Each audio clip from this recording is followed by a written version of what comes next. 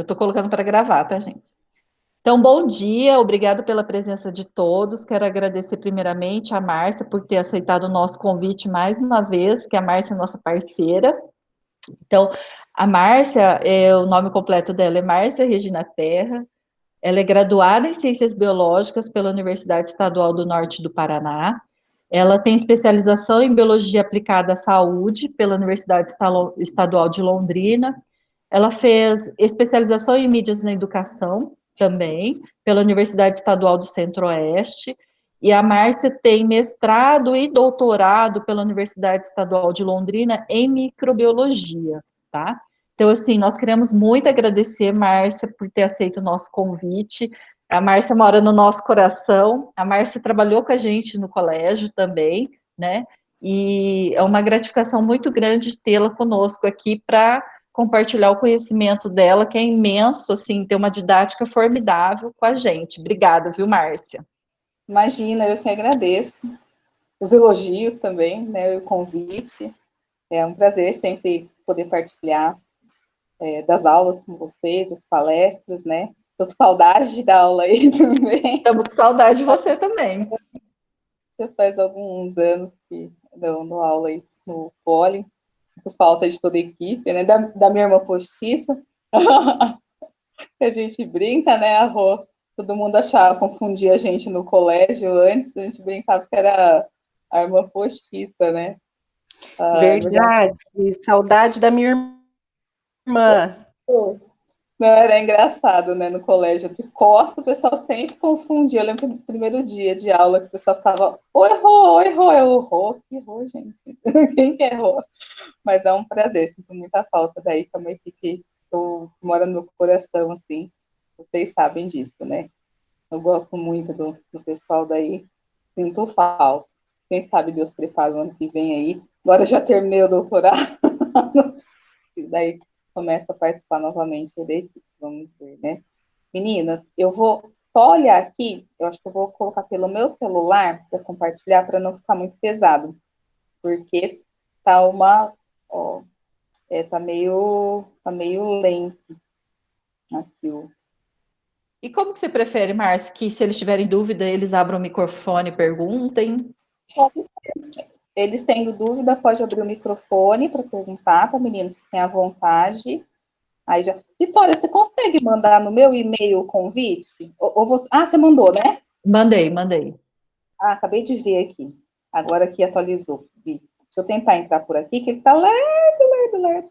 Peço desculpas pelo atraso, meninos, porque eu dou aula durante o período da manhã, não sei se a professora Vitória falou para vocês, mas eu dou aula no período da manhã, e aí eu estava dando aula para os meninos, terminei, daí já comecei aqui com vocês. Conforme vocês tiverem dúvida, por favor, sintam-se à vontade para perguntar, tá, em qualquer momento.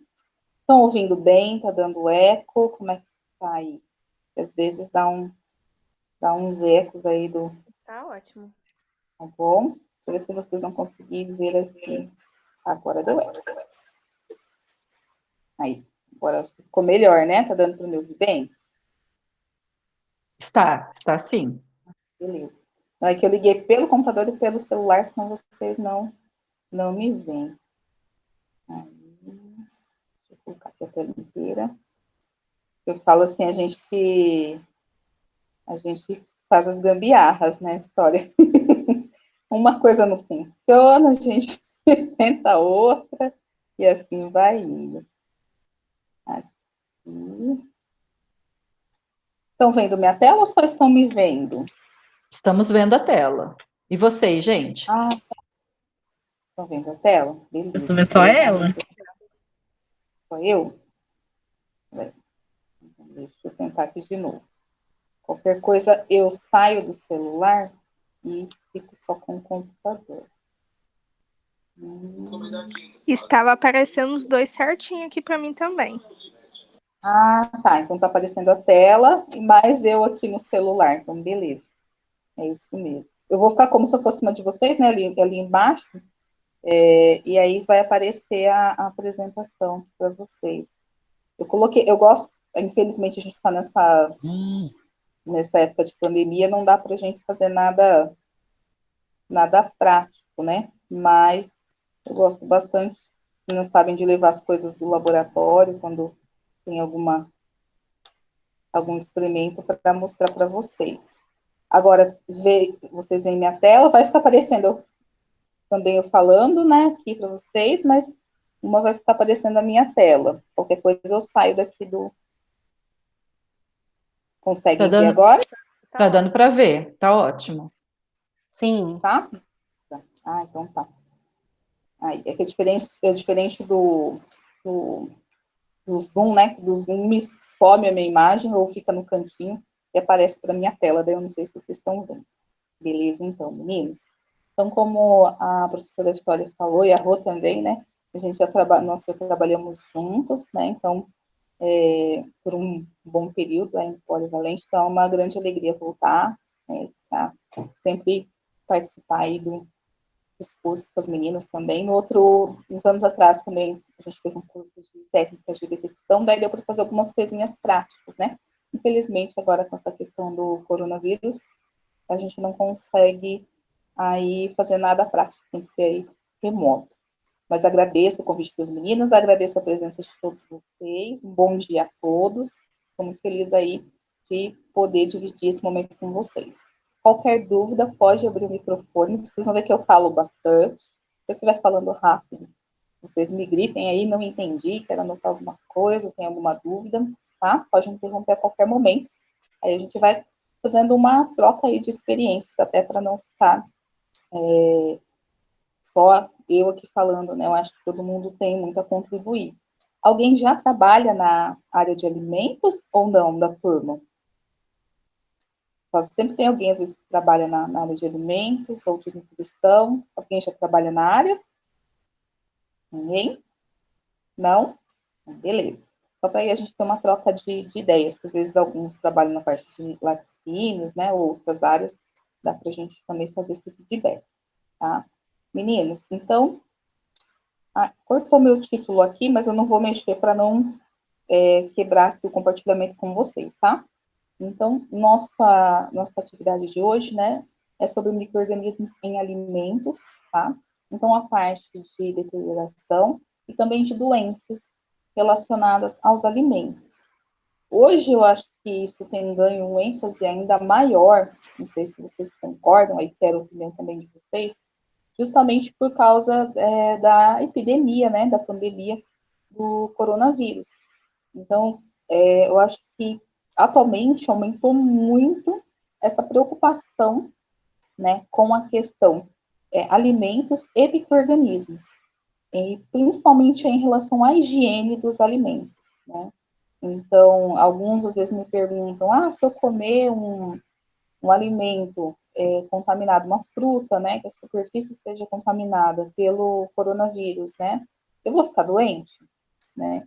Outros perguntam da ação do próprio sistema digestório, né, sobre o coronavírus, se essa nossa defesa, né, também vai conseguir eliminar esse micro-organismo, seja ali o vírus, a bactéria ou um fungo. Então, geralmente são as dúvidas que eu mais observo, assim, que eu mais escuto do pessoal. E também sobre como higienizar. Até ultimamente eu tenho lido bastante sobre isso, porque a higiene dos alimentos, o preparo dos alimentos, a forma que o manipulador age, tem total impacto, né, na saúde do consumidor. Tanto que nós temos dados onde se sabe, ao contrário do que a gente imagina, alguns artigos colocam que a maioria das pessoas que acabam ficando doentes por causa dos alimentos, essas pessoas se contaminaram em casa, não em restaurante, né, comendo fora, como geralmente se imagina. E isso é um dado preocupante, porque isso demonstra que ali a pessoa, quem prepara, o manipulador, né, ele não tem os cuidados necessários com o alimento, causando a doença dentro da sua casa. Se a gente for pensar nisso, num aspecto mais amplo, se você aí trabalha com a nutrição ou trabalha como técnico em alimentos, você pode acabar, sim, a sua atitude, né, pode acabar se impactando outras pessoas, por exemplo, dentro de um hospital. A gente tem uma, eu não sei se ela se ela se formou aí no Poli, mas se tempos atrás uma aluna minha da enfermagem, ela comentou que tem uma técnica em alimentos no local, no ambiente de trabalho dela, ela já é técnica, né, em enfermagem, já trabalha no hospital, e ela falou que é difícil, assim, o contato ali entre, por exemplo, relacionamento entre a nutricionista e essa técnica, no caso, porque tem ali aquelas coisas assim, eu aprendi de um jeito, eu aprendi de outro, e pior ainda o relacionamento com as cozinheiras, por exemplo, porque já tem aqueles hábitos, né, de vida, e ali não querem seguir as orientações nem da técnica e nem do nutricionista. Então é complicado mesmo. E os micro-organismos, eles impactam, né, na nossa saúde, tanto de forma positiva quanto de forma negativa. Então, nessa introdução, eu coloquei aí alguns micro-organismos, né, quanto à classificação. Como que a gente pode classificar esses micro-organismos? Porque eu não quero trazer para vocês os micro-organismos como somente patogênicos, né? Nós sabemos aí que tem os micro-organismos úteis, tá? Esses micro-organismos úteis, eles estão presentes em alimentos, causam alterações benéficas, tá? Então, modificando suas características originais. Por exemplo, quando a gente fala das características organolépticas de um alimento, a gente observa isso muito, por exemplo, em queijos, né? A professora Marli da UTFPR, onde eu trabalhei um período, ela fazia um trabalho muito legal com a produção de queijos, né? E ela queria fazer um queijo, assim como tem o queijo tipo Minas, né? Vamos dizer assim, que ela queria fazer um queijo tipo paranaense, digamos assim, tipo londrinense, na verdade, onde era observado ali quais micro-organismos presentes aí no leite, né, das vacas aqui no norte do Paraná, aí a produção desse queijo e as diferentes características quanto a sabor, odor, coloração, né, desse alimento. Então, o que dá essa característica são esses micro-organismos. Podem até ser adicionados de forma proposital. Não sei se os meninos já fizeram, é que esse ano está totalmente atípico, né, mas na época que eu estava, as meninas faziam práticas, fazendo, por exemplo, sorvete, pão, né, então, quem que dá essas características para um alimento, né, por exemplo, de fermentação, são os micro-organismos, né? A gente pode até inserir hoje em dia, tem várias pesquisas na área de alimento, né, de laticínios, de inserção de micro-organismos probióticos em sorvete, por exemplo, né? Então, isso é muito interessante. Você agrega ali a questão do alimento, né, da alteração do alimento, trazendo uma característica positiva, e, além disso, uma característica benéfica para a saúde aqui como um alimento probiótico, tá? Então, nós temos aí micro-organismos úteis dentro dessa classe, a gente tem aí as culturas iniciadoras, por exemplo, um fermento, né, que vai ser adicionado ali a um pão, ou ali um composto probiótico que vai ser adicionado a um sorvete, a um queijo, ou uma bebida láctea, por exemplo, ou até não necessariamente a um derivado de leite, né, leite derivados aí. Por exemplo, a gente fez ali o suco, era um suco de caju, de maçã, vários sabores, adicionado uma cultura probiótica, tá? Então, visando aí as pessoas que são intolerantes ou alérgicas à lactose. Ela não pode consumir o leite, mas ela pode consumir ali essas bactérias probióticas. Então, a gente utilizava ali como cultura iniciadora, daria essa característica probiótica e também faria ali um processo também de alteração, a gente via no próprio suco, né? Então, essas culturas iniciadoras, elas também podem ter essa característica probiótica, tá? Então, iniciadora por quê? Ou starter, porque ela vai ser adicionada de propósito, vai começar a ter a multiplicação do micro-organismo, onde a gente tem a observação daquela característica, se positiva, se agradável, se dá um sabor gostoso ali para o alimento, né?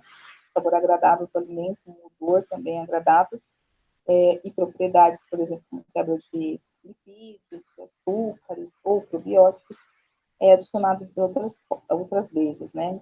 Implementado. Os probióticos, a gente tem que lembrar a diferença do probiótico para o prebiótico também. Lembrando, né? A gente tem lactobacilos, que a gente comumente vê nas propagandas, né? No Yakult, no Chamito, ali no... Nossa, fugiu o nome agora daquele iogurte? Activia, isso, do Activia.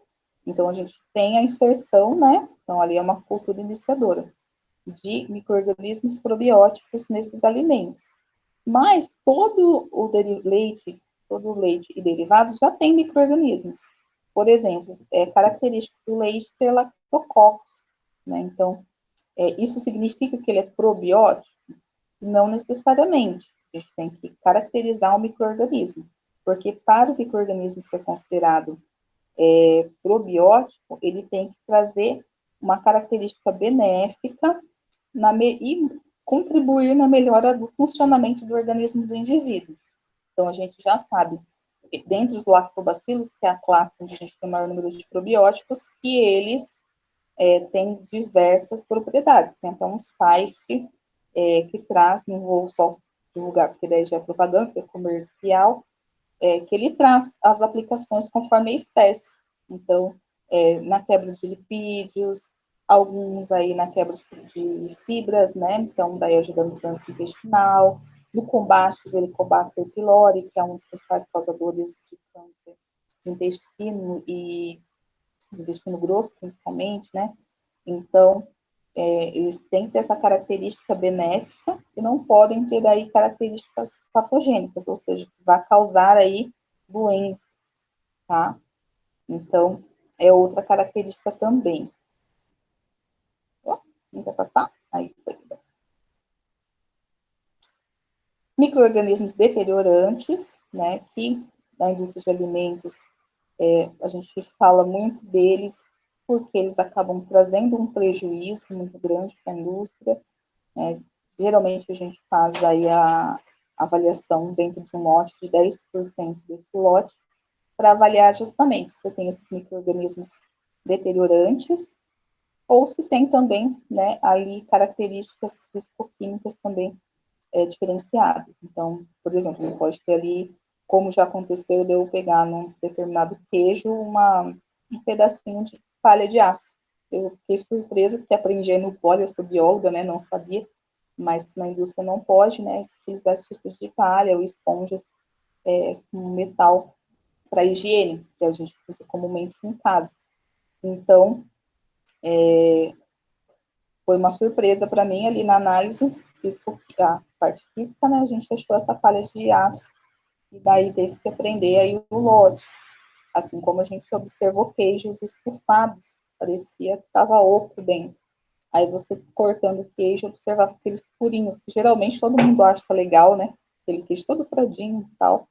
E aquilo são olhaduras, e na verdade está relacionado à fermentação de E. coli. É muito relacionado com a fermentação de E. coli. Então a gente fez análise e realmente, naquele caso, estava presente a Escherichia coli, e aí teve que reter o lote.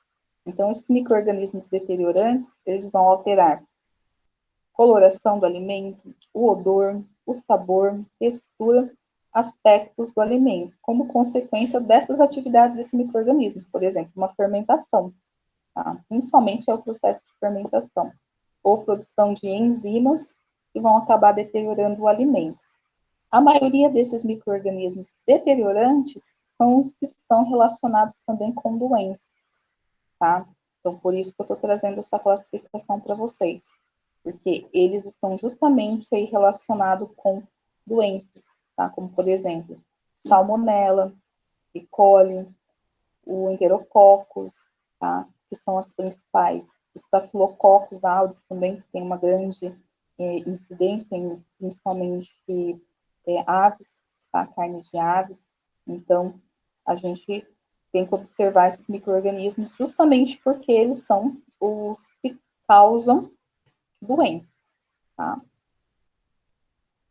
Que daí se enquadram nos micro-organismos patogênicos, tá? Então, hoje, atualmente, como a gente comentava, principalmente por conta aí da pandemia, tem se tomado um cuidado maior com as doenças transmitidas por alimentos, que são aquelas doenças que são adquiridas após a ingestão, né, daquele alimento contaminado.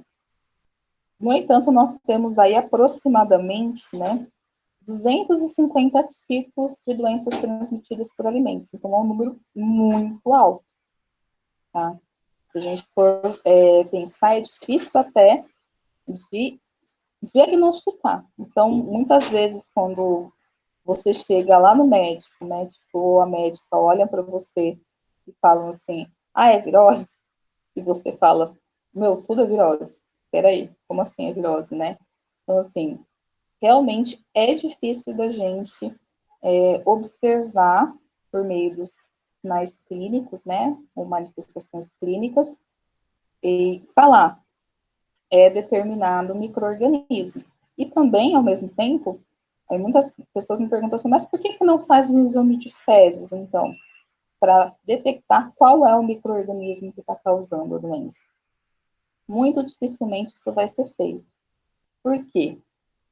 Nossas fezes já têm uma grande quantidade de micro-organismos e uma grande variedade, né, que são os micro-organismos que estão no nosso trato gastrointestinal, então, principalmente ali no intestino grosso. Então, já se tem uma grande quantidade de micro-organismos, então, para você conseguir avaliar qual é o micro-organismo que está ali causando a doença, é muito difícil, porque, por exemplo, vamos supor, a Tainá. A Tainá tem uma microbiota, ou seja, ela tem uma composição ali de micro-organismos que é única dela. Por quê? Ela tem seus hábitos alimentares, ela tem os seus hábitos de vida quanto prática de exercícios que ajudam na imunidade. A imunidade dela é diferente da minha. Então, vai ser muito diferente da minha microbiota, tá? Por quê? A minha microbiota ela é única. A da Tainá é única, tá? Porque comemos alimentos diferentes, o sono, a produção de melatonina, a imunidade, tudo isso influencia na nossa microbiota, ou seja, em quais micro-organismos fazem parte do nosso corpo, tanto por dentro, né? Então, ali parte do sistema digestório, principalmente, quanto por fora, na nossa pele, por exemplo. Por exemplo, acne, é acne bacteriana, tá? Aí tem várias influências hormonais, de higiene da pele e tudo mais. Tem gente que não tem acne bacteriana, já tem um outro tipo, que geralmente é relacionada a hormônio. Então, a minha microbiota varia. Eu não posso afirmar, por exemplo, que ela tem determinado micro-organismo, porque eu tenho. Não dá para inferir isso. Então, é muito difícil o diagnóstico. Então, a gente tem que ter um cuidado, principalmente quando a gente observa, qual é a composição da microbiota também dos alimentos. Porque assim como a minha microbiota é diferenciada, né, da Tainá, da Rosângela, a composição microbiana dos alimentos, ou seja, a microbiota alimentar, também é diferenciada, tá?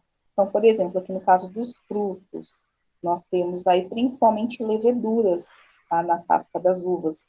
Em casa, a gente consegue perceber bem essa diferença, por quê? Geralmente, quando a uva ela começa a estragar, começa a aparecer uns negocinhos branquinhos, assim, parece uns algodãozinhos na casca. São as leveduras, tá? Mas também a levedura é utilizada para a fermentação e fabricação do vinho, tá? Então, quer dizer, tem seu lado positivo e tem seu lado negativo. E a gente tem a baixa incidência de bactérias por causa do pH ácido, tá? Ali da uva, né? E posteriormente do vinho, né? Entre 2,3 a 5. Então, esse pH, geralmente, aí, a média dele é de 3, 3,2. Então, as bactérias gostam de um pH, preferem um pH mais neutro. Então, poucas conseguem sobreviver nesse pH mais ácido. Das carnes, né? A gente ali no manuseio, né? No corte, no manuseio, na manipulação dessa carne. A gente pode ter a apresentação ali, a presença de bactérias proteolíticas, lipolíticas, fungos e ocasionalmente alguns patógenos, tá? Então, como, por exemplo, o Clostridium perfringens, que vai causar a clostridiose, Staphylococcus aureus, causa estafilococose, que são os principais. Lembrando que Staphylococcus aureus, né, ele é um micro-organismo de extrema importância porque muitos deles são resistentes a antimicrobianos, né, então aos antibióticos. Então a gente tem um cuidado especial aí nessa observação, nessa detecção desses micro-organismos, porque quando presentes, se a pessoa consumir ali a carne mal cozida, né, não tiver a cocção adequada, pode sim acabar contraindo doenças. No leite, microbiota característica são as bactérias ácido láctico, são chamadas também de BAL, tá? Então, a BAL, elas são bactérias que têm essa capacidade de fermentação e de dar essas características organolépticas para os alimentos aí, leite e derivados.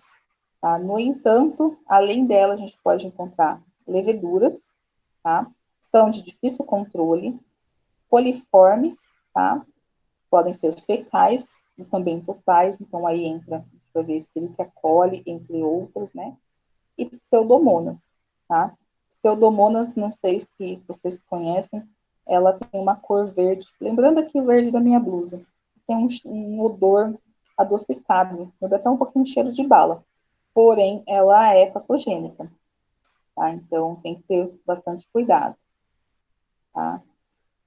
A deterioração desses alimentos vai depender do tipo de alimento, do micro-organismo envolvido, do número de micro-organismos presentes. Aí entra aquela pergunta clássica. Eu posso comer um alimento que eu vi ali, tem uma maçã ou um pão, né, que é bem comum. Eu vi ali uma fatia de pão, eu vou lá, corto aquele pedaço, lá tá com uma levedura aparente, né, geralmente a gente vê ali um esverdeado. Eu posso cortar e comer aquele pão? O que vocês acham? Tainá, Rosângela, deixa eu ver os demais aqui, se eu consigo ver o nome de vocês. O que vocês acham? Dê a opinião de vocês para mim. Eu acho que não. O Danilo acha que não, e a Rosângela? Não pode. Não pode. A Tainá disse que a prof. Vitória disse uma vez que não consegui ver o restante que sumiu aqui do chat. Ver se eu consigo abrir. Ah, beleza. Aí a Tainá disse que a professora Vitória disse que não, porque está todo contaminado. Justamente, Tainá, esse que é o problema. Na verdade, quando a gente vê ali, quando é visível ao olho, né, aquele micro-organismo, ou seja, aquela levedura ali, aquelas hifas, na verdade, se você está vendo, é porque todo aquele alimento já tem ali as hifas. A gente, se for lembrar lá da estrutura das hifas, eu tenho umas orquídeas aqui que eu acho que não vai dar para mostrar. Parece uma raiz, ela vai se espalhando, tá? E o que acaba acontecendo? Você não vê, tá? Eu vou cortar o pão ali, eu só vou ver aquela parte, a Vera também falou que não, que é aquela parte que já está com um bolor, tá? Então, não dá para a gente comer aquele alimento, tirar um pedacinho e vou comer. Frutas, qual que é o problema principalmente? Além, né, da questão de ter a presença do micro-organismo, gente, a gente tem que lembrar das toxinas, tá? Então, a gente não tem só intoxicação alimentar, né? A gente tem outras formas. Quando a gente pensa em intoxicação, a gente pensa assim, eu comi um alimento que tinha ali o micro-organismo. Nem sempre é dessa forma que acontece. Quando a gente fala do palmito, por exemplo, sabe-se que o micro-organismo libera a toxina botulínica, tá? E aí essa toxina fica ali naquela água. Se você consumir aquele palmito que estava mergulhado naquela água, ele também vai ter a toxina. E assim, você vai acabar comendo aquele alimento e pode aí desenvolver a doença, tá? Então, não somente você vendo ali o micro-organismo, mas principalmente enlatados, vencidos, não é interessante justamente por causa disso. Às vezes você não vê ali o micro-organismo, mas tem a toxina, tem alguma substância que ele liberou que faz mal à sua saúde, tá? Então, a gente tem que tomar cuidado por causa disso. quais são os aspectos que a gente pode olhar, né, a olho nu ali e ver realmente que o alimento não está legal, né, já é um primeiro sinal, né. Porque o palmito é um dos mais perigosos, Tainá, pelo seguinte, no caso do palmito, nós temos ali o botox que está super em alta, né, nós temos aí o mesmo micro-organismo que produz o botox, tá, que é a toxina botulínica que a gente injeta aí para perder a mobilidade dos músculos, e assim você não vai enrugar, por exemplo, se eu aplicar, eu não consigo fazer esse vinco aqui, né, tem que aplicar aqui nas laterais, e aí você não faz esse vinco. A mesma substância, ela tem essa ação de paralisar, né, então o que que acontece? No palmito, a gente, como ele é independente do tipo, né, tem pupunha, tem os outros tipos, ele é um alimento que está direto ali em contato com o solo, em algumas regiões muito fechadas, algumas regiões muito preservadas. Tem até aí, a gente fala assim, que é a extração do palmito, né, porque realmente é difícil hoje você encontrar pupunha, se eu não me engano, que demorou muitos anos para crescer e tudo mais. E ele está em contato direto com o solo. Então, lá no solo, esse micro-organismo, ele não vai causar nada, né? Qual que é o problema? Quando você consome o palmito extraído de forma ilegal, tá? Então, esse palmito extraído de forma ilegal, o que que acontece? Não sei se vocês já chegaram a ver. Eu até procurei algumas reportagens, mas é muito comprida. Eu teria que editar e eu não sou muito ninja nessas coisas. Mas qualquer coisa eu mando o link para vocês também. Muitos locais onde se faz essa extração ilegal, no mesmo local, ele já invasa esse alimento. Então, dá aquela limpada para tirar a terra ali, né? Deixar o palmito ali sem terra, digamos. E colocado nos vidros, né? Com a tampa. No entanto, a gente sabe que tem ali as temperaturas, vocês devem saber melhor do que eu, que tem as temperaturas ali de ciclagem, né? Por exemplo, no leite, pasteurização, onde a gente tem eliminação da maioria dos micro-organismos, inclusive de alguns esporos, que são as estruturas resistentes. Lá no meio do mato, eles fazem de qualquer jeito, né? E aí invasa sem as condições ali que são as ideais, né? A gente tem que ver a questão da salinidade, né? Quantidade de sal que você precisa aquela água tem que ser potável, tem a temperatura correta, né? Você vai colocar numa alta temperatura para invasar. Então, tem todo um procedimento. E lá não é feito isso, tá? A gente não tem esse procedimento. Então, não é que todo palmito se corre o risco. Porque o palmito, que é de uma indústria de alimentos séria, ele passa por testes físico-químicos, microbiológicos, para observar a detecção de micro-organismos e dessa toxina, né, botulínica, e para que seja eliminado essa possibilidade e possa ser vendido, possa ser comercializado normalmente. Já desses locais, a gente não tem esse controle, né, a gente não tem os testes relacionados aí pelo Ministério da Agricultura, então, e pela Anvisa também, né, que a gente tem a normatização, então, por isso que se corre um grande risco. Eu posso comer palmito? Posso, desde que eu compre de um local onde eu sei a procedência. Tem lá o selo do Ministério da Fazenda, tudo bonitinho, vazado, tem o registro, aí eu posso comer, tá? Porque daí eu sei que passou por esses testes, tá? Então daí você pode comer mais tranquila, Tainá. Realmente, tem um amigo meu que não come de jeito nenhum, inclusive.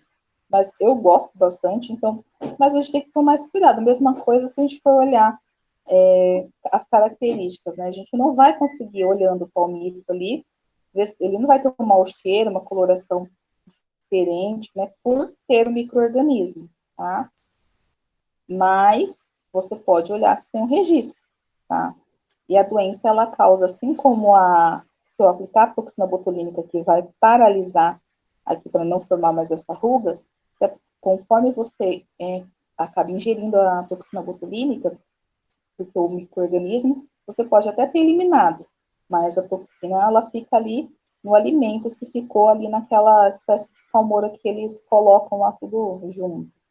Então, se você tem ali a substância, né, a toxina, acaba que essa substância fica ativa e você ingerindo, né, porque ele estava ali naquela água, você pode ter a mesma ali, na verdade, ação dos nossos músculos, né, ele paralisa os músculos e você perde a movimentação.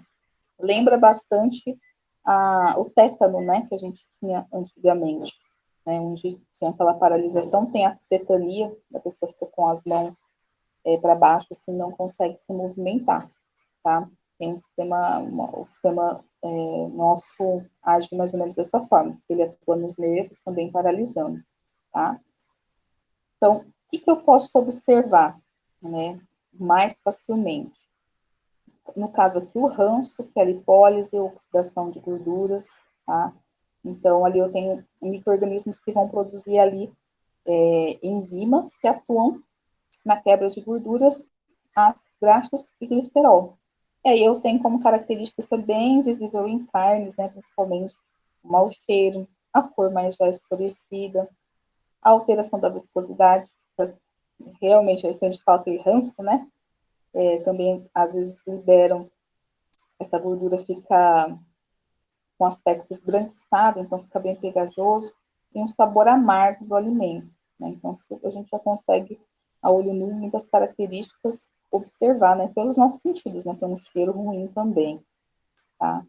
No caso aqui, principalmente dos laticínios, a gente tem a putrefação, né, pela presença de bactérias anaeróbias, que vão fazer a quebra de proteínas, tá, e produção de compostos desagradáveis, como, por exemplo, a putrescina e a cadaverina, que tem ali, uma parte dela ali, vai ser liberado um odor muito forte, né, principalmente aí a cadaverina, e vai dar essa cor escura ao alimento. Tá? Também é observado em carnes. As bactérias anaeróbias são aquelas que não gostam ali de oxigênio, preferem a ausência de oxigênio. Então, por isso, até alguns enlatados, dependendo, a gente consegue observar essa alteração. O azedamento, que daí sim a gente consegue ver bastante no leite, né? Na forma de fermentação e coagulação. Então, a gente tem ali o cheiro, chamado cheiro de sábio, o sabor e odor mais ácido. Em leite, muito comum nós termos ali o lactobacillus e o lactococcus, eles vão combater esses micro-organismos indesejáveis. Então, ele demora um pouco mais de tempo, né, principalmente quando refrigerado, para você ter esse aspecto, principalmente hoje, onde a gente tem a pasteurização, né, e aí, então, a gente elimina grande parte desses micro-organismos, tá? Então, quem que trouxe essa conservação dos alimentos, né? Para tentar evitar doenças? Não, mas sim para que esses alimentos durassem mais por causa das grandes viagens de navio. Foi Napoleão Bonaparte, em 1795, tá? Ele ofereceu um prêmio alto aí em dinheiro, né, 12.000 francos, para quem inventasse um novo método de preservação de alimentos para o exército. Então, visando aí os combates, as guerras, as viagens de navio, grandes deslocamentos, para que esse alimento continuasse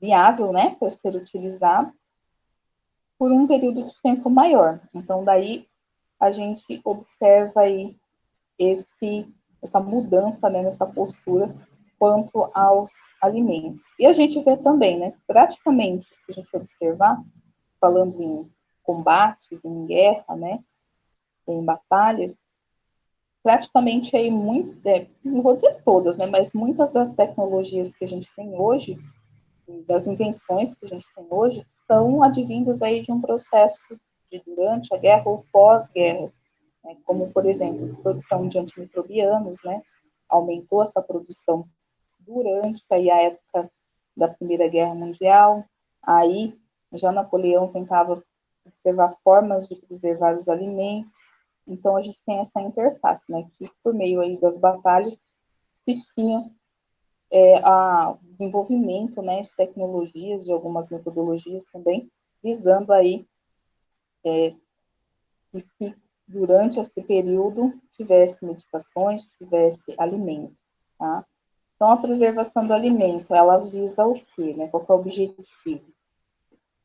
A gente tem aí a utilização aí de um valor nutritivo desse alimento, né, que é importante, formas de armazenamento, mudanças aí nas condições de temperatura para armazenamento desses alimentos, onde a gente consegue preservar, por exemplo, a salga da carne, né, por exemplo.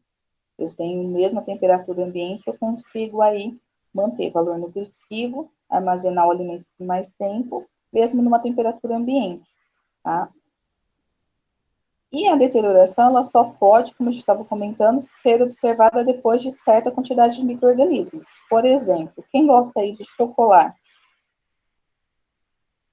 E aí? Quem gosta de chocolate? Mulherada geralmente gosta. Eu sou mais salgado. Ah, quem não gosta, né? Quem não gosta de chocolate? Então, o chocolate é um dos alimentos que, por exemplo, o pessoal, por ser industrializado também, principalmente, né? A gente acha que não tem ali contaminantes, mas depois de um certo período, a gente tem algumas pesquisas que mostram que tem um crescimento de leveduras ali na superfície. Então, quando a gente observa ali pontinhos esbranquiçados, mas mais com uma carinha algodoada, não é porque você colocou na geladeira, que eu tenho mania de colocar na geladeira, porque eu demoro um pouco para comer, mas sim aquela característica algodoada, geralmente são fungos, né? Então, que é o mesmo que dá lá no queijo também, né? Quando você deixa o queijo por muito tempo, aí até na geladeira, aparecem uns pontinhos brancos, também é fungo. Então, igual a gente estava falando lá do pão, a gente tem um número, né, de micro-organismos, eu vi ali, eu vou tirar aquele pedaço e vou comer. Na realidade, o correto é descartar o alimento, né? Mesmo ali você estando ali com a sua imunidade boa, o correto é você descartar o alimento, porque pode não te dar nenhuma uma doença não muito grave, porém, você pode ali ter pelo menos ali um vômito, uma diarreia, já não é ela muito interessante. E pensando assim, nós temos uma faixa de idade que ainda nos favorece, né? Então, assim, se a gente for pensar num idoso, tá? Ou em uma criança, são os extremos, né? Porque ali eu tenho a criança que ainda não desenvolveu bem a sua imunidade e eu tenho o idoso que está tendo uma queda da imunidade. Então, aquele alimento que às vezes para mim não faz mal, para a criança vai fazer mal, porque a imunidade dela não está bem formada, então ela não tem ali os glóbulos brancos, chamados leucócitos e linfócitos, prontos para combater aquele microorganismo, né, aquele processo infeccioso, e o idoso já ao contrário, já tem uma diminuição natural da imunidade conforme a idade, e assim é mais suscetível a infecções microbianas, né. Lembrando, só a diferença, infecção é quando o microorganismo está no nosso organismo e ele está fazendo as etapas de adesão, né, multiplicação e colonização, aliás, colonização e multiplicação. Tá? A colonização é quando ele consegue aderir, quando ele consegue se ambientar naquele sítio anatômico, por exemplo, a nossa garganta ou o nosso intestino. E inflamação é a resposta do seu corpo. Então, por exemplo, o Danilo comeu aí um peixe, vou dar o meu, já aconteceu comigo isso, infelizmente. Danilo comeu um peixe frito e no torno de algumas horas aí, 8 horas mais ou menos, ele começou com diarreia, depois ele começou com vômito, tá? Isso é a inflamação, ou seja, a resposta do seu organismo, tá? A infecção é o quê? As etapas que o microorganismo está fazendo. Então, dele aderir, colonizar e se multiplicar. Quanto mais ele se multiplicar, maior vai ser a resposta do seu organismo, tá? Então, essa que é a diferença. Com base aí, tentando diminuir essas doenças, né, evitar essas doenças também, foram realizadas algumas, né, como a gente colocou ali do Napoleão, ele deu essa vantagem aí financeira, né, trazendo aí um prêmio para essa pessoa, e assim foi criado alguns sistemas como conservação por frio, que é a nossa forma até hoje mais comum, né, de conservação, onde a gente tem que lembrar que nós temos aí uma zona de perigo, tá? Então, entre 5 graus Celsius a 60 graus Celsius, nós temos crescimento de micro-organismos, tá? E tem micro-organismos aí que se adaptam muito bem a temperaturas baixas. Por exemplo, o Enterococcus. Temperatura de 10 graus, o Enterococcus consegue se multiplicar, tá? E sobreviver ali naquele ambiente, por mais que a multiplicação dele diminua. Então, a gente tem que ter um cuidado, por exemplo, quando a gente fala assim, olha, não pode guardar alguns alimentos na porta da geladeira, por exemplo, né? Isso é muito válido, tá? Por quê? Ali na geladeira a gente não tem a temperatura adequada para a gente conseguir ter uma preservação dos alimentos. Por exemplo, nos testes que a gente fez na faculdade, nós vimos que na gaveta da geladeira, por exemplo, o Enterococcus, ele cresce, tá? Ele se mantém vivo e ele pode se multiplicar, tá? Lá na gaveta, a gente colocou o termômetro, tinha uma temperatura ali de mais ou menos, variava entre, às vezes o pessoal fica abrindo, né, ainda tem esse agravante, variava ali entre 6 a 10 graus, tá? Quanto mais você abria, a temperatura subia mais. Então, não é adequado você guardar, por exemplo, ali, carnes lá na gaveta, lá embaixo, lá na sua geladeira, tá? Então, tem que tomar esse cuidado. Cada alimento tem o seu local correto para que esteja armazenado na temperatura adequada e assim os micro-organismos não se multipliquem, tá? Então, a gente tem esses micro-organismos aqui que são ciclotolerantes, ou seja, eles toleram a temperatura aí, mais ou menos aí até de 4 graus, né? A partir de 4, 5 graus, o Enterococcus a gente viu que a partir de 10, no caso, ele crescia. Então, a gente tem que tomar um cuidado quanto a isso, tá? Pasteurização. Nós temos um processo super importante. Deixa eu só pegar meu carregador, meninas. E acho que ele está me ameaçando. Só um instantinho. Meu celular, como eu dei aula, acho que ele está querendo acabar aqui a bateria. Só um instante.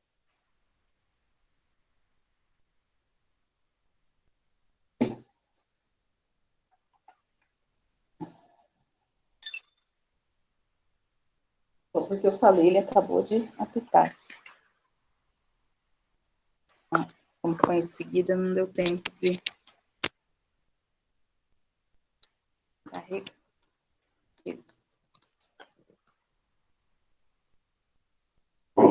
Bom, a pasteurização foi um processo muito importante para a gente ter esse controle maior dos micro-organismos. Mas a gente tem aqui que essa definição foi baseada principalmente aqui na resistência da Coxiella burnetii, tá? Que ela era comumente encontrada mesmo em algumas ciclagens de temperatura. A gente sabe que, por exemplo, para você eliminar micro-organismos, a gente, de alguns alimentos, a gente tem ali que tem que ficar por 30 minutos em temperaturas de fervura, né, 100 graus. No entanto, alguns alimentos, se você deixar, você não demora, né, esse período todo para fazer a cocção. Outros, a gente sabe que se deixar essa temperatura, eles perdem suas características nutricionais, também organolépticas, então você não vai conseguir deixar aí 100 graus Celsius por 30 minutos. Então, a pasteurização também foi importante, visando não perder as características do alimento, tá? Então, muito utilizado aí em leite derivados, principalmente, né? Então, nós temos aí como grande importância esses processos de manutenção. E a redução da atividade de água, onde a gente viu que foram os primeiros utilizados, como, por exemplo, a secagem ao sol, né, câmaras de secagem. Hoje nós temos a liofilização, né, então esses processos onde a gente vê, por exemplo, aquele pozinho, né, dentro de cápsulas, né, geralmente é utilizada a liofilização, que são aparelhos que retiram a água, né, daquele composto, por exemplo, de micro-organismos, né, quando a gente fala das cápsulas ou dos sachês com probióticos, tá? Então, dessa forma, a gente tem a diminuição da quantidade de água, que já limita o crescimento de vários micro-organismos. Então, quando a gente tem, por exemplo, ali, a adição do próprio sal, né, nas carnes, e a defumação, que foram os primeiros métodos utilizados aí na conservação dos alimentos, evitando aí também que eles estragassem, também a disseminação de doenças, tá? Meninos, até aí tudo bem? Dúvidas? Perguntas? Certo? Beleza, então. A acidificação também é muito utilizada, né? Então, a maioria dos micro-organismos deteriorantes e também patogênicos, eles não crescem em um pH menor que 5. Então, a gente tem um ajuste aí do pH para melhorar aí aliás, diminuir as chances aí de deterioração e contaminação.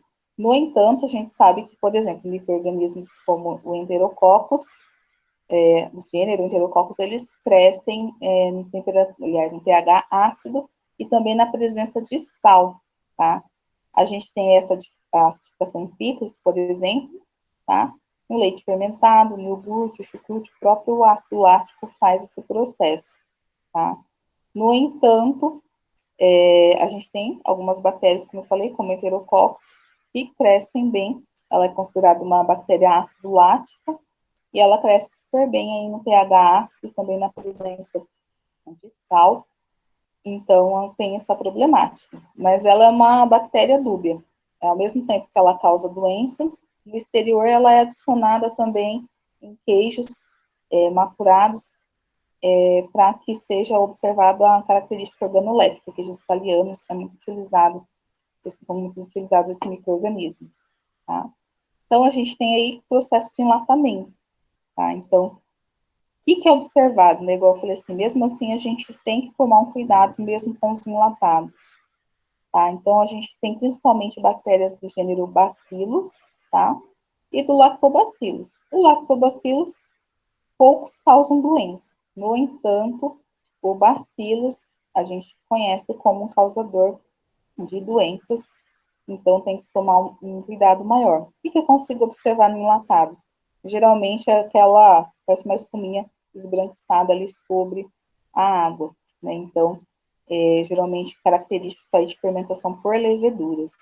E muito perigosa a clostridiose, tá? Que causa diarreia, vômito e afeta o sistema nervoso central também, tá? Então, são doenças assim que não dá para eu fazer ali fotos, imagens para vocês, porque são doenças ali, por exemplo, vão afetar o sistema nervoso, a pessoa geralmente vai ter um enrijecimento do corpo. As únicas fotos que tem são do tétano, né? Que ali é do Clostridium tetani, é a única que se tem. Tá? Os demais mais afetam o sistema nervoso, trazendo aí falhas no sistema nervoso, também da fala, né? Principalmente da região frontal do cérebro, que vai culminar aí na alteração da fala. Tá? E a gente tem adição, né, de substâncias químicas, que são os aditivos, como ácido ascórbico, benzoato de sódio, tá? Que, no caso aqui, a combinação dos dois, né, pode formar aqui o benzeno, que é cancerígeno. Então, por isso que tem essa controvérsia muito grande acerca dos aditivos químicos nos alimentos, onde se tem buscado alternativas como a adição de probióticos, né, de micro-organismos probióticos, para limitar o crescimento desses micro-organismos, tá? Então, aqui a gente tem a produção de algumas substâncias, né, como inorgânicas, como óxido de etileno, orgânicas, como ácido ascórbico, benzoato de sódio, propinato de cálcio em pães. Então, até muito comentado aí, adicionar já diretamente ali na farinha, tendo uma perda da qualidade da farinha, visando ali, na verdade, o controle dos micro-organismos, principalmente das leveduras. Então, é muito importante, dentro aí da microbiologia de alimentos, pensando aí nessas doenças, principalmente, não só ali na deterioração dos alimentos, mas visando principalmente a manutenção da saúde do consumidor, que a gente faça uma pesquisa, tá, desses alimentos, para que eles possam ser liberados, para que assim não sejam disseminados produtos contaminados e causando aí surtos alimentares. Então, na microbiologia, nós fazemos a pesquisa, né, da presença do micro-organismo, onde a gente só fala se ele está ausente ou presente. Salmonela é um desses casos. Se eu detecto salmonela, já não é liberado. Não importa quanto tenha de micro-organismo. Se tem, não pode ser liberado, tá?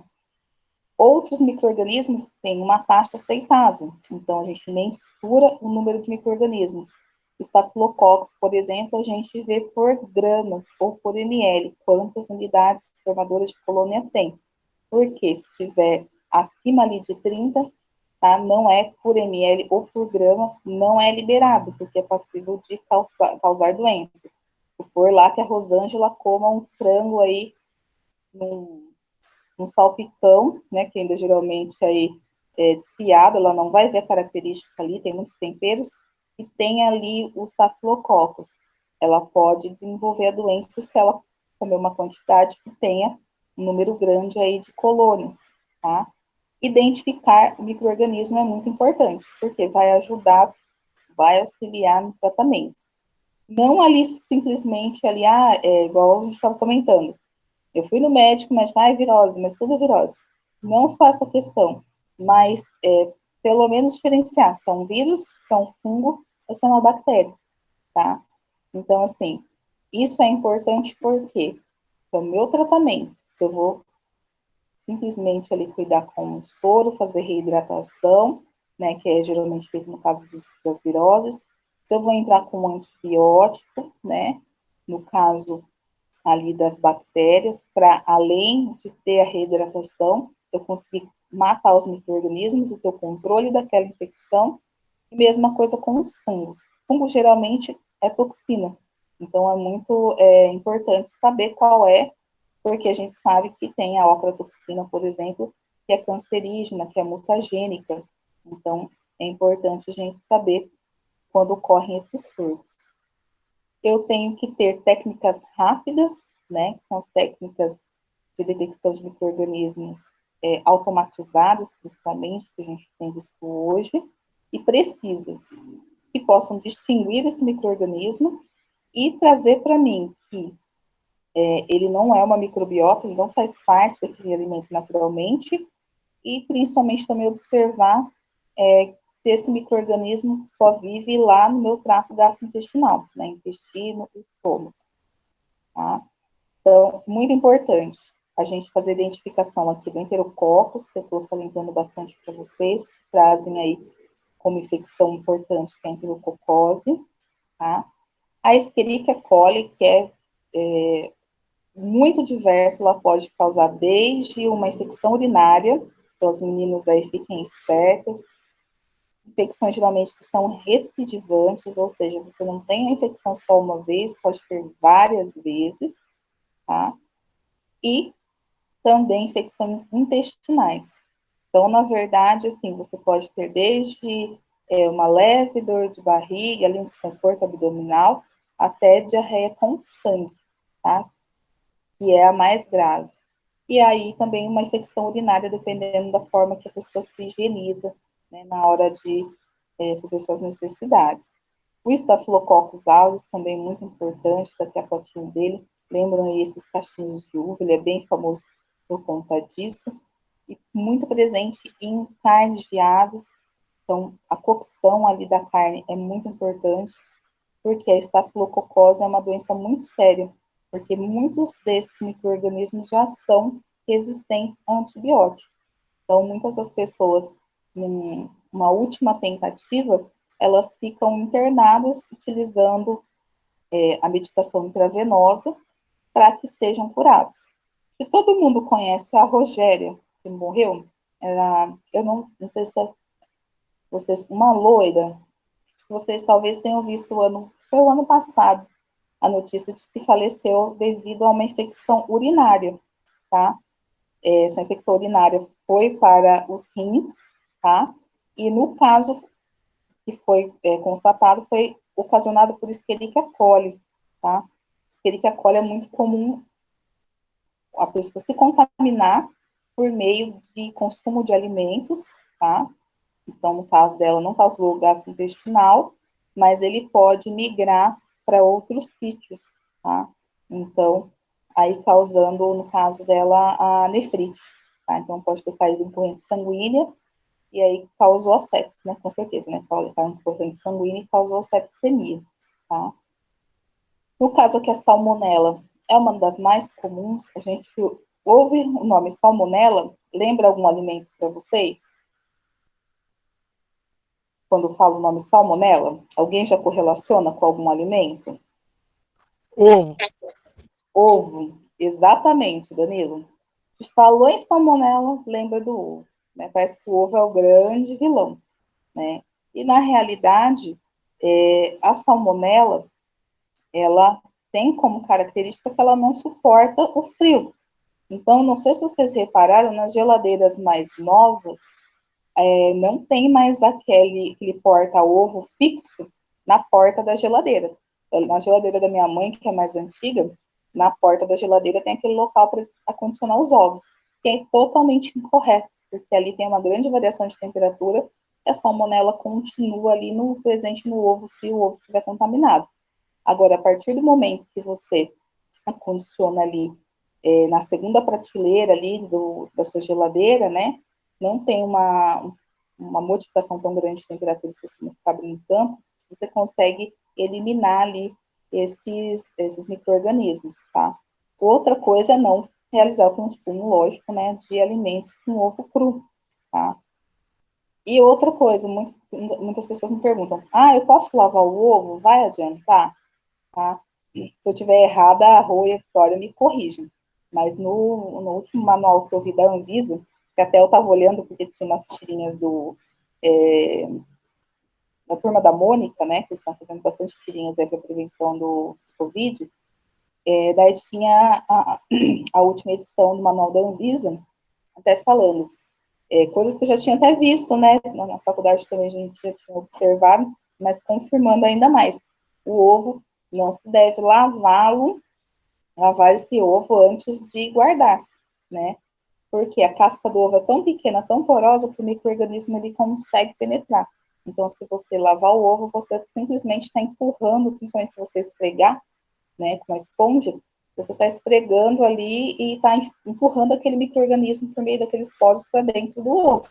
Tá? O ideal, segundo lá essa apostila de normatização, é você acondicionar na geladeira na temperatura adequada, lavar no momento que você vai utilizar, tá? Não ali muito antes, porque você acaba empurrando essa salmonela muito pequenininha, microscópica, né, para dentro aí do ovo, tá? Então, a gente tem as práticas, né, nossas diárias dentro de casa, que são muito importantes, não só dentro de casa, né, mas fora, lavagem das mãos, né, sempre, são muito importantes para prevenir essas doenças, tá? Então, a gente tem que ter em vista que a manipulação é fundamental para a prevenção.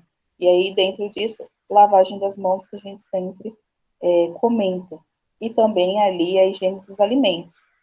Por exemplo, eu já tinha uma vontade, né, grande de fazer isso. Vontade de comprar potes de vidro com rosca, assim, tampa de rosca, e acondicionar todos os meus alimentos lá. Comprei do mercado e já acondiciono lá. Para organizar mesmo melhor o meu armário ali, porque virava e mexia, aparecia um bendito de uma... Esse é o nome, eu tô com broca na cabeça, não é broca. Como que chama, que sempre vai no feijão? Alguém lembra? Me fugiu o nome. Pitinho, pititiquinho, assim. Caruncho. Caruncho, eu tô com broca na cabeça, menino. Não sei por quê.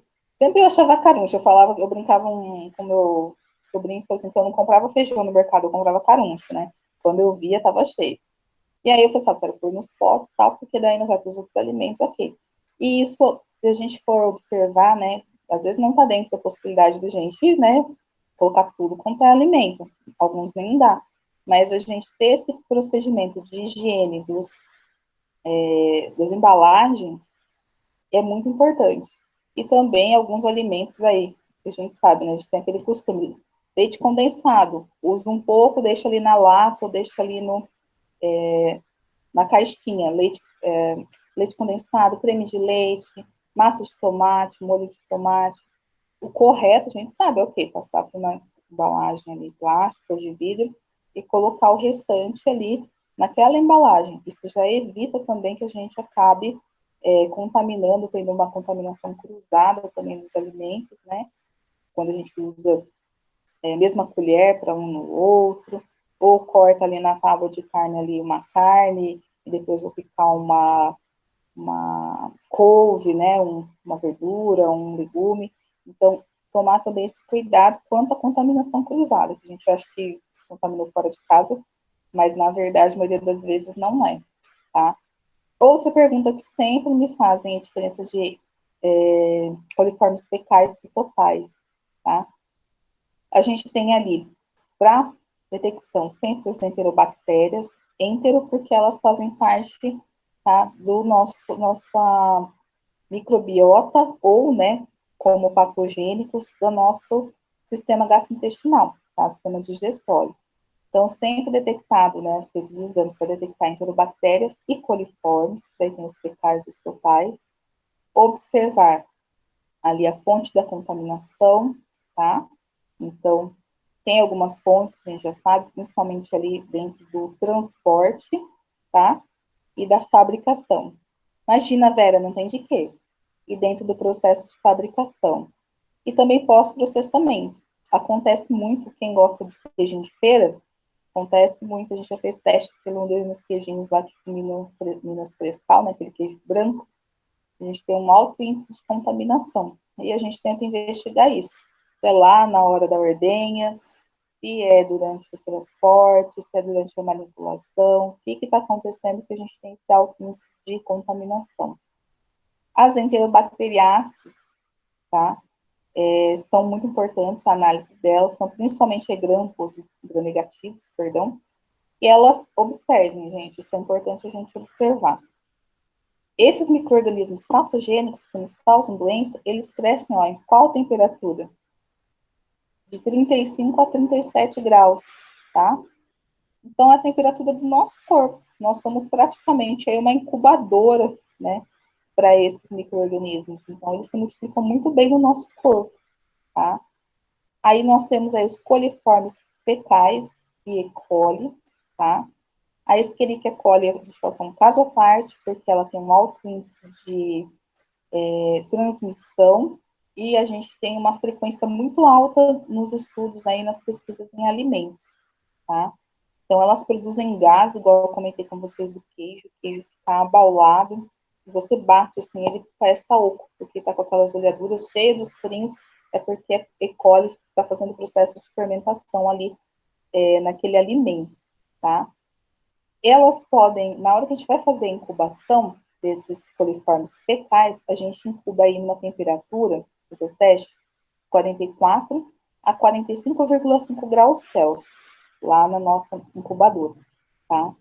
90% das E. coli são positivas, então a gente detecta um grande número de coli nos alimentos. 10% que é observado é Enterobacter e Klebsiella. Então, 90% dos testes que a gente faz dá positivo para E. coli. Tá? E aí a gente vai fazer os testes diversos, como a gente pode observar aqui, onde a gente pode fazer o teste desde a água, para vocês terem uma noção. Quando a gente vai trabalhar com alimento e tem que fazer a pasteurização, tá? A gente tem que fazer o teste desde a água que vai lavar aquele pasteurizador, que vai lavar aquele sistema, todos os utensílios ali utilizados. Então, a gente vê, por exemplo, aqui, esse teste da Endo-Agarless é um teste bem bacana que a gente pode fazer aqui com água. Se ficou com essa cor meio cobreada, se né, ficou com essa cor metálica, já é preditivo para a E. coli. A gente vai para o próximo passo, tá? Para observar, fazer a identificação definitiva. Aqui, no caso, a gente observa aqui o Staphylococcus, tem mais um teste dele aqui. Então, a gente tem várias técnicas, como a membrana, que a gente vê aqui, aquela quadriculadinha, para fazer esse teste. Então, se tem essas colônias aqui de cor metálica, a gente já sabe que é preditivo para Escherichia coli, tá? Não é o mesmo teste que é feito em hospital, tá, gente? Teste para alimentos é feito de uma forma, teste de análises clínicas é feito em outro sistema, tá? Então, isso aqui é para alimentos, isso aqui principalmente para água ou para líquidos no geral, tá? Então, a gente usa esse meio que é um meio seletivo. ou seja, só vai crescer ali o micro-organismo meu de interesse, tá? Depois a gente tem o meio diferencial, que é utilizado principalmente aí para estafilococcus e enterococcus, tá? Onde ele vai produzir alguma característica que diferencia dos demais micro-organismos, como a gente pode ver aqui, ó, as colônias em marrom, tá? A gente também tem meio com gelatina, daí a gente vê que ele quebra, usa gelatina e fica um halo claro na colônia, como a gente vê aqui. Aqui no caso não é gelatina, é a proteína do ovo. Esse meio diferencial, seletivo diferencial, que é utilizado para o Staphylococcus aureus. Quando é Staphylococcus aureus, é bem legal esse teste. Esse meio chama Bird Parker, HT lurito, tá? E aí a gente vê assim, a gente passa aqui, né, a nossa amostra com uma alça, e aí depois de ter feito a diluição, se for enterococcus, não vai dar positivo, se for Staphylococcus coagulase negativa, também não vai dar positivo, só vai dar positivo para enterococcus aureus, tá? E aí a gente vê essa colônia aqui, fala que parece um ovinho frito. Tem esse miolinho aqui marrom, aí uma bordinha amarelada e depois forma esse halo claro aqui, translúcido, porque o Staphylococcus ele libera uma proteína, aliás, uma enzima que vai quebrar aí a proteína do ovo e aí vai produzir esse halo mais claro, tá? Então é bem interessante porque a gente já consegue observar a resposta, tá? Em amostras de seres humanos é feito de formas diferenciadas. Hoje a gente tem que a maioria dos testes são feitos de forma automatizada. Então, tudo que eu trouxe para vocês é visando ali a parte de alimentos, tá? Então, a testagem desses micro-organismos patogênicos que podem estar presentes em alimentos, ok? Meninos, a referência, os 2 livros que eu indico para vocês, são livros base aí para microbiologia, ok? Meu contato, se alguém quiser entrar em contato, quiser os slides, quiser algum livro, que às vezes eu posso compartilhar com vocês, tá? Meu e-mail. E foi um prazer aí estar com vocês hoje. Estou aberta a perguntas, se alguém tiver alguma pergunta, pode fazê-lo. Se ficou com alguma dúvida também, pode fazer. Imagina, Danilo, não tem de quê. Se ficaram com alguma dúvida, podem perguntar, ok? Se quiserem abrir o microfone, aí podem abrir.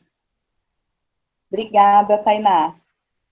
Então, é um tempo, assim, é muita coisa para ser falado, né, se a gente for pensar, porque a microbiologia de alimentos voltada para a questão de doenças, a gente pode dar enfoques totalmente diferentes, né, igual, eu posso dar um enfoque ali para a microbiologia, para a parte de detecção de micro-organismos e os principais micro-organismos de interesse, igual eu trouxe ali alguns micro-organismos que são os principais, os mais frequentes. Eu posso falar de algumas doenças, né, também, mas a gente tem, assim, dentro das doenças, sintomas são muito similares, né, assim, tem pouca variação, por isso que eu sempre falo, assim, hoje, como microbiologista, se o médico virar falar para mim, minha filha, é virose, eu não fico mais com raiva dele. Por quê? Porque eu sei que é difícil de detectar, de você realmente saber qual é o micro-organismo, né, então, assim, a gente tem um tratamento que praticamente é o mesmo, né, que vai ser baseado aí na reidratação do paciente. Esse nível de reidratação tem que ser observado, porque a gente tem diferentes níveis. Eu posso ter uma hidratação oral, eu posso ter uma hidratação intravenosa, eu posso ter intravenosa, só que no ambiente hospitalar, né? Então, a gente tem uma variação muito grande quanto aos micro-organismos, mas o tratamento ali basicamente é a reidratação, né? A gente levou, ano retrasado, um trabalho para Curitiba, para o departamento da Escola de Saúde Pública de Curitiba, e falava justamente disso, né? Das doenças dos micro-organismos, principalmente as bactérias, no caso E. coli e o enterococcus, que foram objeto de estudo, como agentes de doenças. Infelizmente, a gente não tem muitos dados, se for falar assim, olha, tantas pessoas em Londrina tiveram aí diarreia bacteriana. Eu não consigo nem sequer achar esses dados de forma fácil, porque a gente não tem como notificação compulsória, ou seja, aquele profissional de saúde que te atendeu, ele não é obrigado a colocar lá que você apresentou diarreia e por que foi, né? Até porque não é considerado uma doença grave, apesar de um número grande que a gente tem, né, de casos. E para se ter certeza que é bacteriana, é muito difícil. Geralmente só é detectado quando é causada por parasitas, né? Então, por protozoários, eumintos, como a gente tem aí a giardia, a amebíase, né? Aí geralmente é de mais fácil detecção. Faz o toxicológico, né? O exame de fezes, e aí a gente consegue detectar mais fácil qual é o micro-organismo, tá? Tem algumas diferenças entre ali as fezes, principalmente, né? De quem tem protozoários, eumintos, quem tem infecção bacteriana ou viral, tá? Então, baseado nisso, e se você foi para alguma região endêmica, né, da doença, ou se a região onde você mora é endêmica, né, baseado nisso que o médico vai orientar o tratamento. Se você vai tomar um antiparasitário, se você vai fazer o exame, né, parasitológico de fezes ou não, porque é bem difícil de você observar, tá? Geralmente virose não traz febre, a bacteriana geralmente já traz febre, a parasitária não traz febre, só que aí a gente tem as diferenças das fezes ali, onde a gente tem ali fezes com muco, sem muco, pastosa, aquosa, com sangue, explosiva, que é quando a pessoa já está com uma diarreia intensa, não explosiva, né, que daí não tem a presença de gases. Então, assim, eu falo disso geralmente o pessoal mais da farmácia, né, do curso de graduação em farmácia, e é difícil de você, mesmo ali dentro do laboratório, identificar o odor das fezes, a cor das fezes, isso tudo vai inferir para que você tente chegar ali a um diagnóstico por meio da anamnese, já para começar a medicar o paciente, e que ele melhore logo até que o exame saia, porque não é fácil de diagnosticar, tá? Espero que vocês tenham gostado, que vocês tenham contribuído, né, ali com o conhecimento de vocês, que vocês estão construindo. E qualquer dúvida, sempre estou à disposição de vocês. Aí a Vitória tem meu contato, a Rô também, né? Então, sempre estou à disposição de vocês para tirar dúvidas, para qualquer informação. Certo? Meninas, dúvida? Uma dúvida? Tranquilo? Não, Pode falar? perfeito. Nossa, só tenho a agradecer, Márcia, você atender a gente mais uma vez, né? Imagina. Nossa, muito conhecimento. Só agradecimento mesmo, Márcia. Sabe que as portas abertas estão sempre para você, se precisar, que a gente está aqui. E, nossa, só agradecer. Igual antes, viu? A desculpa, eu brinco assim, à noite, quando as meninas faziam algum prato, elas sempre guardavam para mim. Eu falava assim, que minha desculpa é que eu ia fazer o teste microbiológico na comida. Não, Eu mas vou ter tem que deixar uma amostra para mim, deixa uma amostra, só não deixa uma amostra pequena, não. Nossa, você sempre que precisar, a gente está aqui também, viu? Nossa, só agradecer. Eu quem agradeço também, quando precisar, também é só entrar em contato. Muito obrigada, tá? Adorei te conhecer. Obrigada, Márcia. Deus abençoe, viu? Muito bom revê-la. Você Agradecendo a participação dos alunos, a professora Vitória pela iniciativa. Foi maravilhoso. vocês. Não esquecem de mim lá. Também não esqueço de vocês.